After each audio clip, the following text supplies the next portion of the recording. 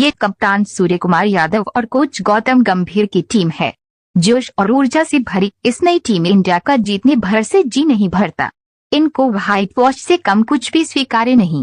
पहले श्रीलंका को 3-0 से हराया और शनिवार रात भारतीय तूफान के सामने दूसरा पड़ोसी मुल्क बांग्लादेश भी धराशायी हो गया। 3 T20 की सीरीज में तीसरे मैच में हार सबसे दर्दनाक रही। आखिरी मैच खेल रहे महमूदुल्लाह इस मैच को कभी याद रखना नहीं चाहेंगे। वहीं संजू सैमसन की मुस्कान थमने का नाम नहीं ले रही थी। सीरीज 0-3 से गंवाने का मतलब ये कतई नहीं था कि श्रीलंका या बांग्लादेश की टीम बहुत कमजोर थी।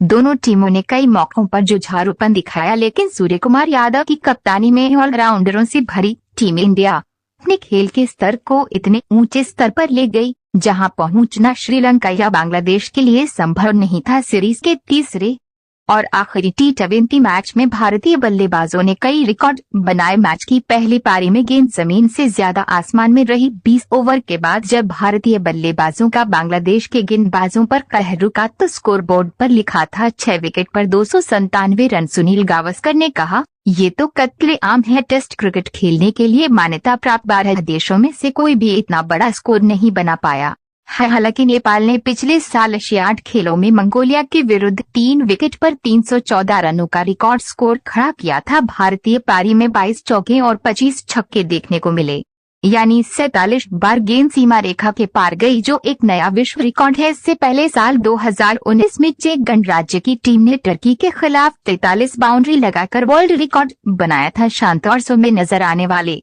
संजू सैमसन आज बेहद आक्रामक मूड में थे। ये उनका पसंदीदा मैदान भी था। लेग स्पिनर रिशाद हुसैन के एक ओवर में सैमसन ने 5 छक्के जमाए। पहले 50 रन जहां 22 गेंदों पर बनाए तो अगले 50 रन सिर्फ 18 गेंदों में बना डाले। सिर्फ 40 गेंदों पर शतक बनाकर संजू ने धमाल मचा दिया। इस पल ने संजू को भावुक बना दिया।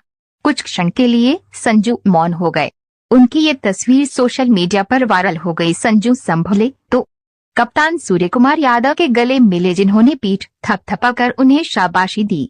डगआउट में बैठे सभी साथी खिलाड़ी के साथ कोच गौतम गंभीर ने भी खड़े होकर उनका अभिवादन किया। केरल के इस नौजवान ने अपने करियर में बहुत उतार चढ़ाव देखा है। सीरीज के पहले 2 मैचों में नाकामी के बाद उन पर करो या मरो का दबाव भी था। संजू सैमसन ने अपनी पारी में रिकॉर्ड की बौछार कर दी। टेस्ट खेलने वाले देशों में सबसे तेज शतक बनाने वाले दूसरे बल्लेबाज भी बन गए। दक्षिण अफ्रीका के डेविड मिलर और रोहित शर्मा 35 गेंदों में शतक बना चुके हैं। अपने T20 करियर के पहले शतक के दौरान संजू सैमसन ने 11 चौके और 8 छक्के जमाए। संजू ने सिर्फ 47 गेंदों पर 111 रन की तूफानी पारी खेली। इस दौरान उनका स्ट्राइक रेट रहा 236.17। क्रिकेट के सबसे छोटे स्वरूप में शतक बनाने वाले पहले भारतीय विकेट कीपर भी बन गए। संजू सैमसन का कहना था, देश के लिए खेलते हुए आप बहुत दबाव के साथ आते हैं। वह दबाव था, मैं अच्छा प्रदर्शन करना चाहता था। मैं खुद को याद दिलाता रहा कि मुझे अपने बेसिक्स पर टिके रहना चाहिए। पिछली सीरीज में मैं 2 बार 0 पर आउट हुआ, लेकिन टीम मैनेजमेंट ने मेरा समर्थन किया। पिछले कुछ समय से मेरे मेंटर बार बार कह रहे थे कि मैं एक ओवर में 5 छक्के लगा सकता हूँ। मैं कुछ ऐसा करने की कोशिश कर रहा था।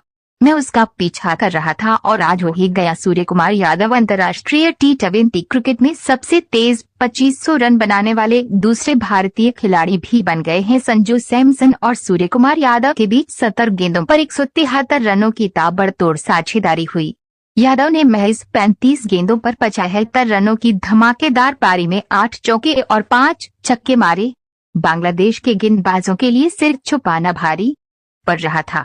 इसके साथ ही अपने नायाब शॉट्स के लिए मशहूर यादव अंतर्राष्ट्रीय T20 क्रिकेट में सबसे तेज 2500 रन बनाने वाले दूसरे भारतीय खिलाड़ी भी बन गए हैं। जहां विराट कोहली 68 पारियों में इस मुकाम तक पहुंचे, वहीं यादव की 71 पारियों में ये यात्रा उनके तेजी से रन बनाने की क्षमता को रेखांकित करती है। 2500 रन तक पहुंचने का महत्व सिर्फ संख्या में नहीं है, बल्कि इस बात में भी है कि उन्होंने इस धारणा को कैसे नया आयाम दिया कि एक T20 बल्लेबाज क्या हासिल कर सकता है। मार्च 2021 में अपने पदार्पण के बाद से उन्होंने कमोबेश अपने प्रदर्शन में निरंतरता बनाए रखी है। सूर्य कुमार यादव की कप्तानी में भारत ने पहले श्रीलंका और अब बांग्लादेश का सफाया कर दिया।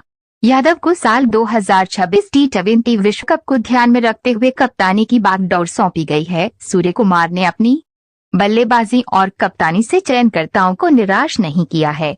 श्रीलंका में सीरीज में सबसे ज्यादा रन बनाए और इस बार संजू सैमसन के 150 और हार्दिक पांड्या के 118 रन के बाद सूर्य 112 रनों के साथ तीसरे नंबर पर रहे। लौटते हैं मैच पर। रेयान पराग ने 14 गेंद पर 34 रन की कैमियो पारी खेली। हार्दिक पांड्या ने सिर्फ 18 गेंदों पर 47 रन बनाकर एक बार फिर साबित किया कि इस फॉर्मेट के वो कितने अहम खिलाड़ी हैं। ऑलराउंडर और पूर्व कप्तान पांड्या ने पहले मैच में नबाद 39 और दूसरे में 32 रनों की पारी खेली थी। पांड्या ने सीरीज में 118 रन बनाए और साथ में किफायती गेंदबाजी भी की। उन्हें प्लेयर ऑफ द सीरीज चुना गया। उन्होंने कहा, कप्तान और कोच ने टीम को जिस तरह की आजादी दी है वह शानदार है। 298 रन के लक्ष्य का पीछा करने उतरी मेहमान बांग्लादेश की टीम की शुरुआत अच्छी नहीं रही। मयंक यादव ने पारी की पहली ही गेंद पर परवेज हुसैन को आउट कर दिया। चौथे ओवर में तंजीद हसन भी पवेलियन लौट गए। 2 विकेट गंवाने के बाद भी बांग्लादेश के बल्लेबाजों ने तेजी से रन बनाना जारी रखा। टीम ने 8 ओवर में ही 100 का आंकड़ा छू लिया था। लिटन दास और तौहीद धुरीदोर शानदार साझेदारी करके आगे बढ़ रहे थे, लेकिन फिर रविवार बिश्नोई ने 3 विकेट लेकर उनकी उम्मीदों पर पानी फेर दिया। बांग्लादेश की टीम 20 ओवर में 7 विकेट के नुकसान पर केवल 164 रन ही बना पाई। भारत की तरफ से बिश्नोई ने 3 विकेट लिए जबकि मयंक यादव ने 2 विकेट छटके। भारत ने 133 रन से मैच जीत लिया। रनों के लिहाज से भारत की टी20 में तीसरी सबसे बड़ी जीत रही। टीम इंडिया इस साल सबसे ज्यादा टी20 मैच जीतने वाली टीम बन गई है।